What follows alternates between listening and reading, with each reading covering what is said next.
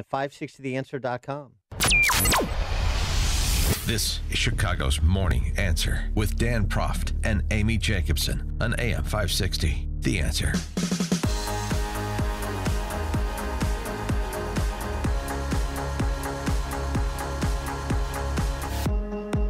Good morning, Dan and Amy. We're coming to you live from T. Shanley Systems in Ukrainian Village. Yeah, crowd's getting bigger. Yeah, exactly. Well, they got to go to work. Exactly. Got to make all the product that I model. The skincare systems, we're going to talk at the bottom of the hour with the principal. Because you're the new founder of model. The new It Girl. You are It Girl 2019 right here. We're going to talk to them about their products, how they make me beautiful at the bottom of the hour. But first, we've got to discuss a little bit more of the fallout from the Muller report and the Barr summary letter of said report. Edward Snowden whisperer Glenn Greenwald has been all over this for, well, the better part of the last 3 years, that the D.C. press corps has been all over it from the other side, suggesting it was nonsense and baseless and amateur conspiracy theorizing from the beginning. And this is somebody, by the way, Glenn Greenwald, founder of The Intercept, who calls Trump one of the most corrupt people ever to be elected president. So hardly an apologist for President Trump. And here was his review on democracy now, exclamation point. Opposite David K. Johnston, Pulitzer Prize-winning journalist formerly of the New York Times. The Pulitzer Prize is about as valuable as a Nobel Prize these days. Glenn Greenwald on the D.C. press corps' performance as it pertains to this investigation. This is the saddest media spectacle I've ever seen since I began practicing journalism in 2005. And what makes it even sadder is to watch all of the people who vested their journalistic credibility into what proved to be a complete and total fraud and scam continue to try and cling to some vestige of credibility by continuing to spin conspiracy theories that are even more reckless and more unhinged than the ones to which we've been subjected for 3 years. The great journalist and writer Matt Taibbi wrote in an article over the weekend, and I agree with him completely, that as humiliating as the media debacle was leading up to the Iraq war, what they did over the last 3 years in the Trump-Russia story makes all of that look like a pimple.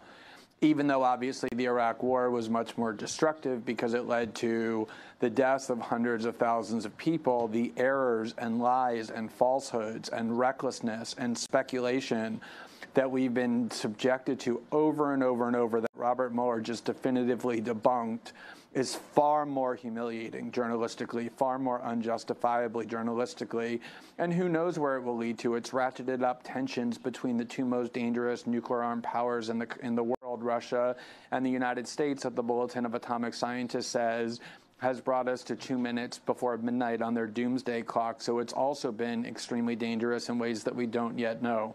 Let me just say two things. Yeah, and I want to get to that with our next guest, Charles Lipson, but also what Glenn Greenwald is talking about, the Russia piece I want to get to, making it dangerous geopolitically to nuclear powers. But the conspiracy theorizing double down that's going on now after the release this weekend, here's a good, and also the way to spin out of this to try to rescue some shards of credibility. Savannah Guthrie interviewing Sarah Sanders because Trump won't deign to do the show. Sarah Sanders on the report. Listen to Savannah Guthrie's Q&Ing of Sarah Sanders. in particular this. Robert Mueller deserved better from the president than this kind of language and behavior? Frankly, I think the American people deserved better. They didn't deserve for the election of this president to try to be taken down. Wait a minute, but the president's rhetoric about a public servant doing a job. Are you kidding? The president's rhetoric matches. They are literally, the media and Democrats have called the president an agent of a foreign government. Wait, but that is an accusation equal to treason, which is punishable by death in this country. Well, wait a minute. I mean, that is... You have kids, and you know that if you say, did you do this? The answer isn't, yeah, but my brother did that. So let's talk about the president's behavior. He called Robert Mueller. He trashed him for 2 years. And in the end, Mueller just did an investigation that ultimately the president considers a total exoneration of him. Does he owe Robert Mueller an apology for that kind of rhetoric? I think Democrats and the liberal media owe the president, and they owe the American people an apology. I don't think he trashed him. I mean, he trashed the investigation, but I don't remember personal attacks against Mueller. Do you? Some of his investigative team, he questioned their partisanship and Right. legitimate questions. But the point is, first of all, spare me, like, who owes who an apology? I mean, the last thing we need is crocodile tears spilled in either direction. Well, However, I want an apology from CNN, but all right, well, I'm not holding my breath. what is it worth? It's worth nothing. You think they're chastened? Obviously, they're not. So Savannah Guthrie asked if Trump owes Mueller an apology because of a 2-year investigation that went nowhere, that went to exactly the place that President Trump said it would go to, and so many other people, including liberals or libertarians like Glenn Greenwald, said it would go to every step of the way. And yet they're still flacking for Bob Mueller and asking questions like, is he owed an apology? It's remarkable. It's exactly what Glenn Greenwald said. For more on this, we're pleased to be joined by Charles Lipson, who's a professor emeritus of poli-sci at the University of Chicago and a regular commentator at RealClearPolitics.com. Charles, thanks for joining us. Appreciate it. Oh, Dan, it's great to talk to you and Amy. Well, you start where you want here in terms of the legal piece of this, the Barr summary, or the sort of the media and punditry review that Glenn Greenwald offered. I saw Glenn Greenwald on was it Hannity or maybe it was it was Tucker Carlson last night. Right. Did you see it? I saw him on Democracy Now!, and that was all I could take. Right. He No. was livid, and rightly so, at how bad the media has been. But I think that what's most useful in this moment now is to kind of step back, and that's what Greenwald was asking people to do, and say, how did we get to a point where for 2 years, the whole of Donald Trump's presidency, he's been under an investigation which was legitimate in terms of looking at what Russia tried to do, but which should have been concluded fairly quickly because the basis for it was entirely false, that Trump or the Trump campaign had coordinated, colluded, cooperated, whatever you want to call it, with the Russians. They did not. And what's going to happen now is a huge backlash. Well, because so many people, though, are calling for the entire report to be released. And in order to do that, I mean, you'd have to scrub some grand jury testimony because there's information about certain people that's not necessarily criminal, but I don't know if we need to know about it. Do you think that the whole report should be released? Amy. I have an article on exactly this, short, fairly readable. I try to write that way, in Real Clear Politics this morning, saying what are the next shoes to drop. And the first one is the one that you just put out, which is obviously the Republicans are going to say it's a complete exoneration. Certainly Trump and the White House have said that. And then the Democrats are going to say, no, there's, the obstruction issue, and Barr is trying to cover all that up. And the only way we can really find this out is if everything is released. But as I explained briefly, there are, besides the issue of whether there are sources and methods of intelligence in the report, there are grand jury proceedings which, by criminal law, it's criminal to release that. Okay. And there are people whose names may be smeared. You cannot say Dan Proft did something wrong, but we're not going to indict him. Prosecutors can't do that. They can't say Charles Lipson. We found this evidence against Charles Lipson, but we're not going to indict him. That's what James Comey did in that press conference about Hillary, and that's what people objected to because it is against the rules. So that's an issue, and I just think that you have to.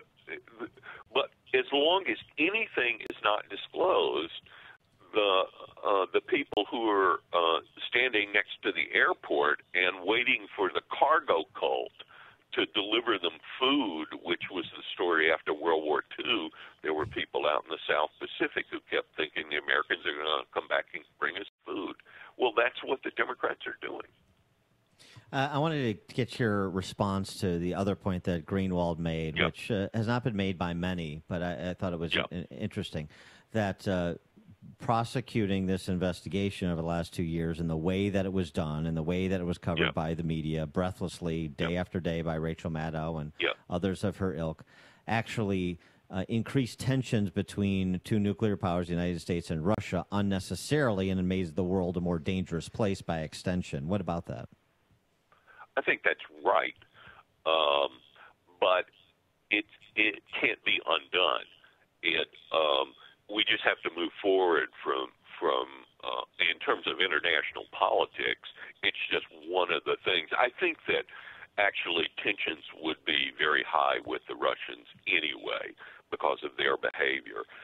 After we had extended NATO into Central Europe, the Russians were bound to push back, but the Russians under Putin are also trying to play a global role, and to the extent that that runs up against us,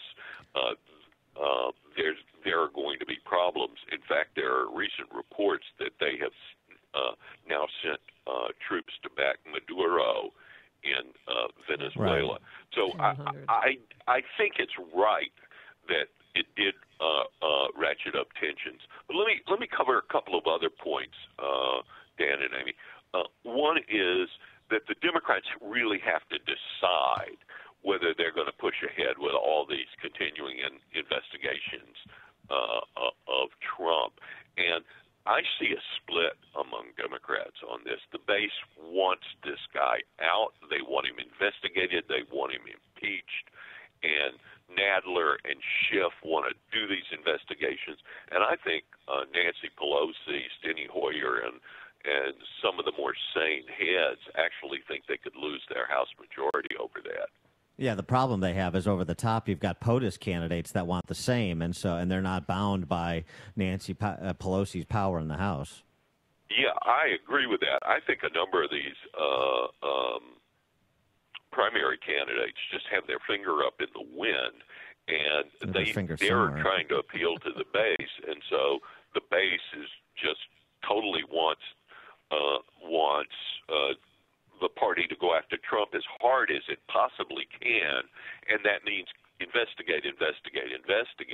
So do you agree with me? I think that leads us to the third basket, which is who led us down this rabbit hole, and there's going to be a lot of blame at CNN and the MSNBC and the media that completely misunderstood what was really going on, because they missed what was in basket number 4, which is it really does look like at the highest levels of the Obama Justice Department and Comey FBI, there was a systematic attempt to undermine the Trump presidential campaign and then undermine his presidency. So this is, if true, and there's a lot of evidence that's emerging from it. First of all, it needs to be thoroughly investigated, and if it's true, it is the biggest political story of our lifetime. And so the media's coverage the last 3 years and the behavior of the Schiffs and Swalwells and Maxine Waterses of the world, do you agree with me that by trying to prevent Trump from getting 1 term, they've guaranteed him getting 2 terms? I wouldn't say they've guaranteed him. I think that the biggest question that lies out there is what the economy does. If there's a recession, I think it's hard to predict what will happen. But presidents tend to get reelected, but we're in a very new era, and not just because everybody says we're always in a new era all the time, but because of the nature of the media, it just seems to me that everything has speeded up, that political issues are more intense, that the country is so deeply divided, and that there's so few people who are genuinely undecided. Doesn't it seem that way to you? Yeah, it does, and now we've lost Michael Avenatti as an option to unite us, and so that's unfortunate. I'll Charles, tell you, we got to run. Charles Lipson, he was Professor bad Emeritus. news, and it's good to see the Gray Bar Hotel open up. Professor Emeritus of Poli-Sci at UFC, Charles Lipson. Thanks so much for joining us. Appreciate it. Thank you, Dan and Amy. Thanks, and he joined us on our turnkey.pro answer line. There's only one radio show in Chicago talking about today's biggest stories and telling you what they really mean. That show is this one, Chicago's Morning Answer on AM 560, The Answer. Policies